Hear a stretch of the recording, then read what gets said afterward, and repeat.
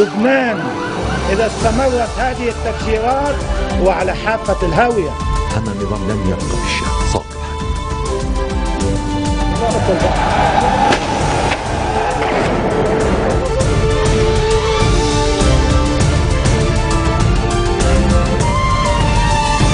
Good afternoon. It is Sunday, August 18th. I'm Yumna Naufal, and these are today's headlines. Lebanese authorities arrest 4 people suspected of belonging to a car bombing ring a day after a vehicle containing explosives is seized. Progressive Socialist Party Chief MP Walid Jumblat calls for a national unity cabinet, rejecting attempts to divide security agencies on sectarian basis. And in Egypt, Muslim Brotherhood continue holding protests following the end of a standoff with police at a Cairo mosque. At least 3 people were detained by General Security, and they confessed that they were planning to detonate a booby-trapped car found in Nabe neighborhood in the south of Lebanon. The confessions of the terrorist gang, as they are being called, helped the security agency seize the car parked in Nabe neighborhood. The members of the network revealed that the car, which was rigged with explosives, was said to be detonated in another area.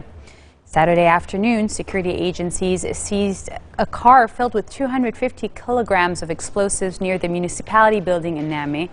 The Audi was carrying fake license plate numbers and contained 5 barrels of TNT, explosive material, fuses, and detonators were found in the car, along with a device to remotely detonate it. The Lebanese Army and internal security forces swiftly cordoned off the area. Progressive Socialist Party Chief MP Walid Jumblat calls for a national unity cabinet, rejecting attempts to divide security agencies on sectarian basis. Former PSP Secretary Sharif Fayyad reiterated on behalf of Jumblat a call for dialogue, stressing that the PSP is holding on to civil peace and stability. The PSP cancelled a ceremony set to commemorate the annual anniversary of the PSP martyrs in Alay after a blast that rocked Ruwais neighborhood in Beirut's southern suburbs on Thursday. The PSP never hesitated to sacrifice to protect Lebanon. Fayyad quoted Jumblat as saying he voiced the party's support to the revolution in Syria, calling on the opposition in neighboring country to unite. The international community continues to condemn the deadly blast in Beirut's southern suburbs, while local politicians and civil groups from across the spectrum also weigh in, adding their advice on how to spare the country further violence. The United Nations Security Council condemned the car bombing in the southern suburb of Ruwais, describing it as a terrorist attack. At least 20 people were killed and over 300 were wounded by the blast, which targeted a neighborhood considered a Hezbollah stronghold. The members of the Security Council stressed the need to bring the perpetrators to justice and appealed to all Lebanese to preserve national unity in the face of attempts to undermine the country's stability. A statement of condemnation was issued by Catherine Ashton, the European Union's top foreign policy official, while U.S. Ambassador Moore Connolly condemned the attack and called on Lebanese groups to remain calm and exercise self-restraint. Caretaker Minister Marwan Charbis stresses that only reconciliation among the Lebanese can prevent attempts by some sides to drag Lebanon further into strife. He expressed fear in comments published in the Kuwaiti As-Siyasi newspaper that more explosions would target Lebanese areas if conflicting parties fail to unite and fortify national unity. He revealed that he drafted a security plan to safeguard the neighborhoods of Beirut's southern suburbs and several other areas across the country. On the blast that targeted Beirut's southern suburbs, he said that he has no information over the arrest of any suspects, as the case is in the custody of the judiciary. Concerning the abduction of the 2 Turkish pilots on August 9th, Sharbil said that he is waiting for an initiative by Turkey to resolve the case, noting that he might head to Ankara during the upcoming week to directly negotiate with the Turks. European Union leaders Herman Van Rompuy and José Manuel Barroso warned Egypt's army and interim government that the bloc is ready to review ties, failing an end to violence and return to dialogue. In a long statement, the presidents of the European Council and European Commission leaders warned that further escalation could have unpredictable consequences for Egypt and for the region, and placed responsibility for a return to calm on the army and government. Van Rompuy and Barroso said the calls for democracy and fundamental freedoms from the Egyptian population cannot be disregarded.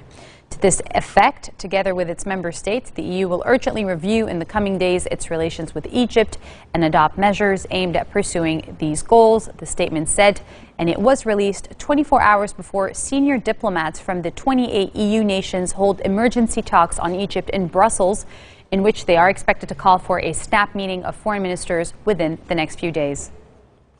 And on the ground, supporters of the deposed leader Mohamed Morsi announced fresh demonstrations after police ended a tense standoff with protesters in a Cairo mosque. At the death toll from 4 days of violence surpasses 750. Security forces on Saturday dragged pro-Morsi men from the Al-Fath mosque, passing through angry crowds who called them terrorists and tried to beat them. The Interior Ministry said 385 people inside the mosque had been arrested. The clashes come as the government says the country's death toll has risen to more than 750 since Wednesday, when police cleared 2 camps of Morsi loyalists in the capital. According to an Agence France Presse tally, more than 1,000 people have been killed since mass demonstrations began at the end of June against the unpopular rule of Morsi, accused of concentrating political power in hands of his Islamist backers and of failing to address economic challenges. And Egypt's presidential spokesman says the country is more united than it ever has been, citing a struggle against what he calls terror, violence, and evil. Speaking in English at a news conference in Cairo, Mustafa Hijazi said that despite the ongoing violence, he and his fellow countrymen had never been stronger. I would like to share some facts with you here. The first fact, that Egyptians are today more united than they were ever before. We're not only united towards a common dream, but we're united against a common enemy. We're united towards a dream of a civil, democratic, free state. And we're united against the acts of terror, the instigation of violence, and the powers of evil that are trying to cripple our move towards the future.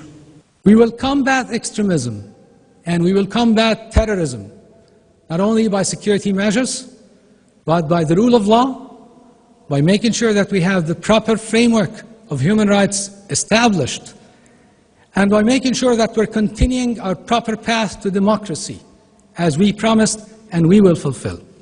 We're keen and welcoming the participation of all Egyptian parties, factions, in the future of Egypt, as long as they haven't been involved in instigating violence, instigating acts of terror, or practicing violence, or practicing acts of terror. They're all welcomed, regardless of their backgrounds. Coming up next, British police say they are assessing new information about the deaths of Princess Diana and her then boyfriend. Stay with us.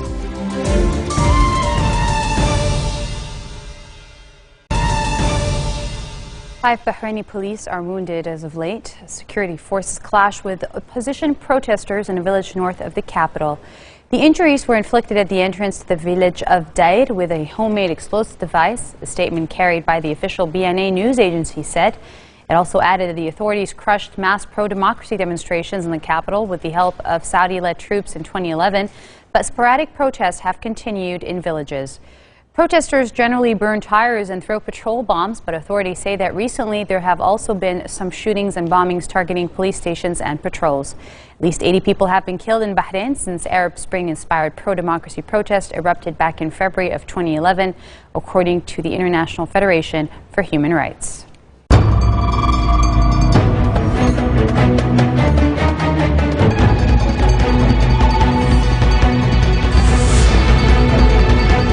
Thousands of refugees from Syria are pouring over the border into Iraqi Kurdistan, according to the UN Refugee Agency. Up to 10,000 crossed at Peshkabur on Saturday, adding to an earlier influx of 7,000 on Thursday. The UN agencies, the Kurdish regional government, and NGOs are struggling to cope, correspondents say. The UN says the reasons are not fully clear, but there has been a sharp rise in clashes between Syrian Kurds and anti-government Islamist militants. The UN High Commissioner for Refugees says this is one of the biggest single waves of refugees it has had to deal with since the uprising against the rule of Syrian President Bashar al-Assad erupted back in March of 2011. Iraqi officials say 2 separate bomb attacks in neighborhoods of Baghdad have killed at least 4 civilians. A police officer says the first bomb exploded during rush hour this morning in the Amiriya neighborhood, killing 2 pedestrians and wounding 9 others. He added that another roadside bomb went off in nearby Khadra neighborhood, killing 2 civilians and wounding 8. More than 3,000 people have been killed in violence over the past few months. And this comes as Iraq calls on the U.S. to do more to curb escalating bloodshed in the Middle East. Foreign Minister Hoshyar Zebari arrived in Washington for talks with counterpart John Kerry as the monthly death toll in Iraq hit its highest level in 5 years. Meanwhile, the U.S. fears al-Qaeda is part of a Muslim insurgency in Iraq, which has been revived by the conflict in Syria. It is also concerned that Iran is flying weapons to Syria through Iraqi airspace. And from Iraq to Iran, the EU's top diplomat, Catherine Ashton, who leads global talks with Tehran on its disputed nuclear drive, is calling for a resumption of the talks in a phone conversation with Iran's new foreign minister. A statement from her spokesperson said Ashton phoned the new Iranian foreign minister, Mohammad Javad Zarif, to congratulate him on his new post. She also underlined her continued determination and commitment to seek a diplomatic solution to the Iranian nuclear issue. The statement released added that she said the 5 permanent members of the UN Security Council and Germany were present in the negotiations, are ready to work with the new Iranian negotiating team as soon as they are appointed. Earlier this month, Ashton called on Iran's new president, Hassan Rouhani, to agree on a fresh round of negotiations as soon as possible. News around the world in brief. Pakistan acquits a Muslim cleric who accused a Christian girl of blasphemy before he himself was arrested on similar charges. The girl, named Rimsha Masih, was arrested in August of 2012 for allegedly burning pages containing Quranic verses, but the case against her, which drew widespread international condemnation, was quashed. Hafiz Muhammad Khalid Shishti, the cleric who made the allegations, was accused of desecrating the Quran and tampering with the evidence against Rimsha. North Korea says it has agreed to South Korea's proposal to resume reunions for families separated since the 1950-53 war, and another apparent sign of easing tensions. The North agrees to hold the event during the traditional Chuseok holiday that falls on September 19th, as suggested by the South. Pyongyang's commitment for the peaceful reunification of Korea said in a statement on official media.